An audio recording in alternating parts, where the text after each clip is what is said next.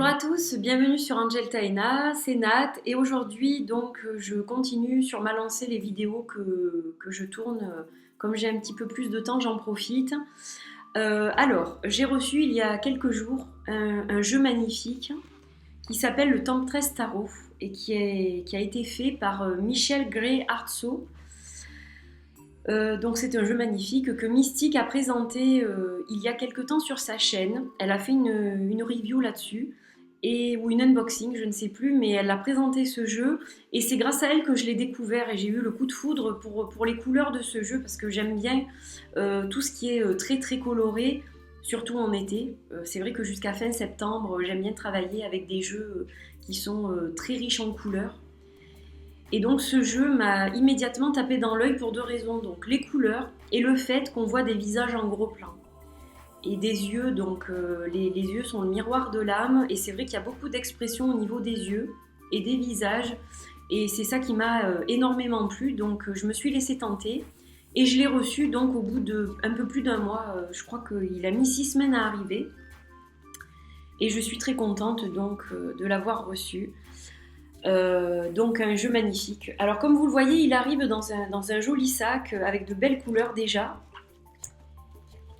Hop, quand on ouvre le sac, qu'y a-t-il dans ce sac? Donc déjà, il y a une carte, alors qui a été coupée parce qu'il n'y a pas le nom de la carte. Donc ça c'est le dos des cartes. Donc une carte qui a été coupée, qui est magnifique. Vraiment ce visage est très très beau je trouve.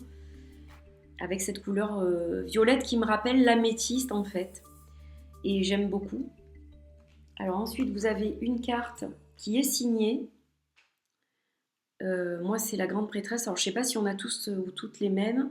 Mais donc, il y a cette carte qui arrive signée. Il y a également la carte de la tour qui arrive signée. Ce sont des cartes postales, hein, je précise, ce ne sont pas des cartes du jeu. Ce sont d'autres cartes qui sont souples. C'est même pas des cartes postales, c'est des impressions de cartes du jeu qui sont donc signées. Et une carte supplémentaire, les étoiles. Voilà, qui est très très belle aussi. Alors c'est pas l'étoile, ce sont les étoiles. On a un petit marque-page qui est assez rigolo. Voilà. On a une carte qui s'appelle la perte et une autre carte qui s'appelle Wild, donc Loss et Wild, qui sont donc, j'imagine, des cartes supplémentaires. Alors en fait, cette vidéo va être entre l'unboxing et la review, pour la bonne et simple raison que j'ai reçu ce jeu, mais que je ne l'ai pas encore regardé. Donc voilà, en fait je vais vous expliquer pourquoi.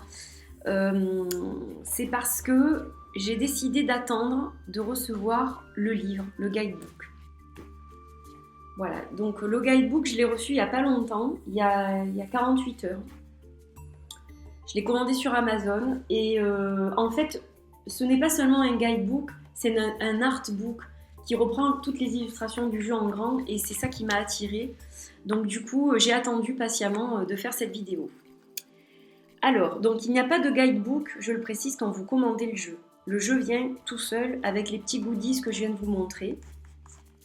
Donc j'enlève la petite ficelle, donc une boîte blanche, tout à fait classique, mais qui est vraiment très bien pour ranger le jeu. Voilà, on voit que c'est comment dire, quelque chose d'artistique, que c'est pas de la mass market, hein, il est auto-publié ce jeu. Et il arrive dans une autre petite pochette, donc je trouve cette attention absolument délicieuse. Voilà, une pochette pour emballer spécifiquement les cartes. Et donc, on a un beau tarot avec un joli dos. Alors, je ne suis pas fan du dos, je le trouve joli. Mais en fait, j'aurais peut-être aimé une autre couleur que celle-ci, je ne sais pas. Mais bon, il ne me déplaît pas non plus. C'est juste que bon, ça va pas être un de mes dos favoris, mais il est très beau quand même. Quand je dis je suis pas fan, c'est pas tout à fait vrai parce que je le trouve très beau. Et non, je le trouve très beau. Il y a pas de souci. Il est très joli. Après, c'est vrai que c'est la couleur peut-être, mais qui toutefois rappelle une couleur un peu terre cuite. Donc bon, il est sympa quand même. Alors, je vais vous montrer donc quelques cartes. Alors, pas de bordure. Le nom de la carte et le numéro sont en bas. Donc là, c'est le fou. Alors, vous voyez que ce sont des illustrations tout à fait particulières. Parce que là, on voit une jeune femme maquillée avec une chevelure très très blonde, des ongles peints. On se demande, mais il est où le fou là-dedans? Mais il est un petit peu dans ce regard effronté où elle se dit alors qu'est-ce que je fais? J'y vais pas. Ça représente bien la carte du fou. Le magicien qui travaille avec toutes ses couleurs, le 8 de l'infini. Alors il y a des couleurs donc très vives, d'autres un peu moins. La grande prêtresse, un magnifique visage je trouve. Et alors celle-ci, c'est une de mes cartes préférées, l'impératrice. Je la trouve magnifique et je ne sais pas pourquoi. Ça m'arrive des fois de trouver un air de quelqu'un de connu, mais je trouve que ce personnage de l'impératrice a un air de la chanteuse Shaim. La première fois que je l'ai vue, c'est ce que je me suis dit. Tiens, elle ressemblerait un peu à Shaim. Voilà. L'empereur, il est magnifique. Donc la carte que je vous ai montrée tout à l'heure qui était supplémentaire, c'est l'hiérophant. Alors, il y a beaucoup de femmes dans ce jeu. Il est très très féminin en fait ce jeu. Et c'est vraiment la définition du tarot qu'a l'auteur. C'est-à-dire qu'elle a voulu faire son propre tarot pour vraiment mettre une grande part d'elle-même dans ce jeu. C'est pour ça qu'il est très particulier, parce que c'est vraiment son ressenti à elle en fait. Les amoureux, elle est magnifique cette carte, je la trouve très belle. Le chariot, très joli aussi, j'adore. Il me plaît beaucoup ce tarot. La force, magnifique. L'ermite, avec une chevelure étoilée. Elle est très très particulière cette carte de l'ermite. La roue, la justice, donc là on retrouve la balance quand même, le pendu, là aussi on retrouve donc quand même des similitudes avec le Rider-Waite. Là vous avez la carte de la mort, je la trouve splendide. Et alors je ne sais pas pourquoi, ce visage me fait penser à Angelina Jolie, là encore. Ça c'est propre à moi. Voilà, c'est comme ça que je vois les choses. La tempérance, avec le feu et la glace, le côté rouge et bleu. Le démon, pris à la gorge. La tour, alors la carte de la tour, elle est superbe. Très très originale. Cette tour un peu en guise de chapeau quelque part. C'est quelque chose de particulier aussi. Là, vous avez l'étoile et donc vous avez la carte supplémentaire, les étoiles. Vous voyez que il y a deux cartes pour l'étoile. La lune, le soleil, avec cette magnifique chevelure, très très belle carte. La carte du jugement, je l'adore. Je la trouve superbe. Le monde aussi, je la trouve magnifique. Elle rayonne cette carte du monde. Voilà, alors, ça c'était pour les arcanes majeures. Je ne vais pas toutes vous les montrer. Je vais vous montrer les as, comme je le fais souvent. Voilà, elle est très sympa. Ensuite, donc, on retrouve quand même... il suit le Rider-Waite. Alors, je vais vous montrer les personnages de cour. Alors, lui, il me fait carrément peur. C'est-à-dire que j'ai beaucoup de mal à regarder cette carte. Il a un petit côté joker, un petit côté clown psychopathe et ouf, voilà, c'est pas une des cartes dont je raffole, malgré qu'elle soit magnifique, elle me fait un peu peur. Vous avez la reine des épées, alors, ils sont impressionnants quand même les épées, le roi un petit peu moins, il est magnifique et je crois que j'en ai sauté une du coup, dans ma précipitation. Je vous ai oublié le page qui est magnifique. Il est beau comme tout ce page. Regardez ça. Oh, j'adore. Voilà, c'est lui qui m'a... Alors ensuite, l'as des pentacles, magnifique. Elle est très très jolie avec ce pentacle. Et donc là, c'est pareil. Je vais passer un petit peu. Donc les coloris principaux. Là, vous voyez, pour les pentacles, c'est le jaune. Donc ça rappelle bien la terre. Ce côté un peu blé. Voilà, le blé, par exemple. Donc là, je vais vous montrer les cartes de cour. Donc le page de Pentacle, lui aussi, il est magnifique. Qu'est-ce qu'il est beau. Ils sont beaux les personnages.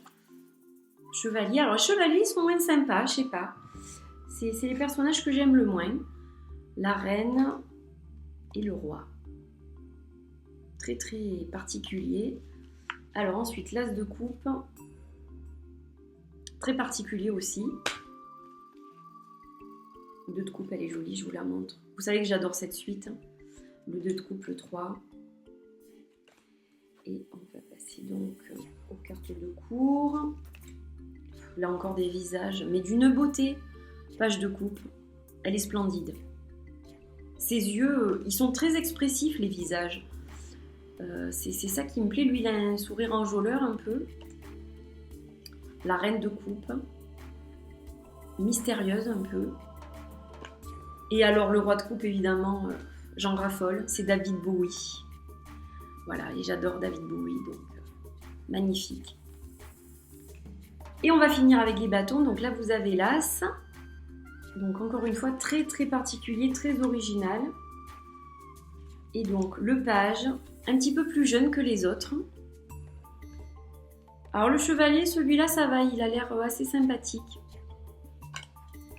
La reine et le roi. Magnifique ce roi.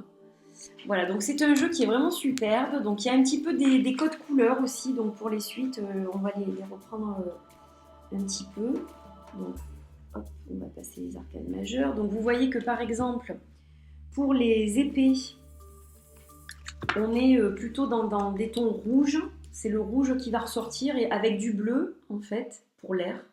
J'imagine, ça me fait penser au ciel. Donc voilà, beaucoup de rouge et des touches de bleu. Ensuite, pour les pentacles, donc je vous l'ai déjà dit, c'est plutôt du jaune et du vert. Donc là, ça va vraiment rappeler la terre et l'herbe, en fait, la nature. Donc voilà, ça, pour moi, ça représente bien les couleurs des pentacles. Alors, pour les coupes, on a beaucoup de vert, bizarrement, alors qu'il s'agit de l'eau. Et on a quand même des touches de bleu, c'est-à-dire que les vêtements sont bleus. Voilà, ils sont tous habillés avec les mêmes vêtements. Et donc du bleu, il y a du bleu quand même, beaucoup de bleu, mais beaucoup de vert aussi. Voilà.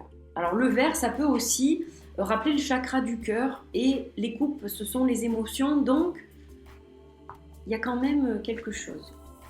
Et pour les bâtons, donc on a beaucoup de couleurs un peu flamboyantes comme ça, avec du bleu aussi. Donc il y a beaucoup de bleu dans ce jeu en fait. Il y a énormément de bleu, c'est une couleur qui doit vraiment lui plaire parce que vu la couleur des sacs aussi, je pense que cette couleur doit être très appréciée de l'auteur. Et donc, maintenant que je vous ai montré les cartes, je vais quand même vous montrer brièvement le livre. Donc en fait, elle dédicace ce livre aux rêveurs. Et il ne faut jamais abandonner ses rêves en fait, donc ça c'est elle, Michel. Et donc, vous avez tout simplement chaque carte avec un petit texte qu'elle a écrit, où elle vous parle un petit peu de comment elle voit chaque carte de ce jeu de tarot. C'est son expression à elle, sa vision à elle, de chaque carte du tarot qui suit donc le Rider-Waite. Alors par exemple, pour le fou, puisque c'est la première, donc elle vous dit que cette personne vous regarde avec un regard et il y a quelque chose dans son sourire en fait, elle a de l'allure dans son sourire. C'est quelqu'un d'optimiste qui croit dans son voyage de la vie. Elle est toujours innocente en fait, sur le danger qui peut l'attendre à certains endroits, à certains tournants. Mais elle croit que tout peut toujours être quelque part dirigé dans la bonne direction. Et elle utilise ses guidances pour trouver donc le chemin qu'elle doit prendre. Et elle reste toujours attachée et fidèle à ses instincts de joie. Donc j'aime beaucoup en fait ce qu'elle dit dans ce livre. Donc c'est un livre d'art, c'est-à-dire que sous chaque carte, bon, vous voyez les cartes en grand, sous chaque carte il y a un petit texte. Donc c'est juste un objet splendide, j'aime beaucoup. Alors je l'ai feuilleté un petit peu, mais toutefois j'ai gardé la surprise justement, comme je n'avais pas encore regardé le jeu. Et donc là maintenant je vais pouvoir méditer avec ce tarot, lire ce qu'elle a voulu retranscrire à travers ces magnifiques illustrations, et je trouve ça super quoi. Donc c'est vrai que j'achète pas systématiquement les livres, mais pour certains jeux qui sont auto-publiés, je trouve ça sympa d'avoir le livre de l'auteur, quand c'est l'auteur qui l'écrit, l'artiste, parce que justement ça donne encore plus de profondeur au jeu, et voilà, c'est quelque chose que j'apprécie beaucoup. Donc voilà, je vous en montre encore 2 pages. Voilà, donc un magnifique livre qui complète très bien ce tarot, je le trouve très très beau. Et donc je suis ravie d'avoir pu partager ce magnifique tarot avec vous. Donc c'était pas tout à fait une unboxing, pas tout à fait une review, parce que je ne le connais pas encore très bien, mais une présentation de ce jeu. Je voulais vous dire combien je suis attirée par cet art, cette forme d'art. Et je dis merci à Mystique de me l'avoir fait découvrir, parce que c'est un jeu que je ne connaissais pas du tout, que je n'avais absolument jamais vu. Donc merci Letty, parce que grâce à toi j'ai trouvé un jeu qui est très très beau, que j'aime beaucoup, et je suis ravie qu'il fasse partie de ma collection. Voilà, donc je vous fais des bisous, j'espère que cette vidéo vous a plu, et je vous dis à très bientôt pour de nouvelles vidéos. Bye bye!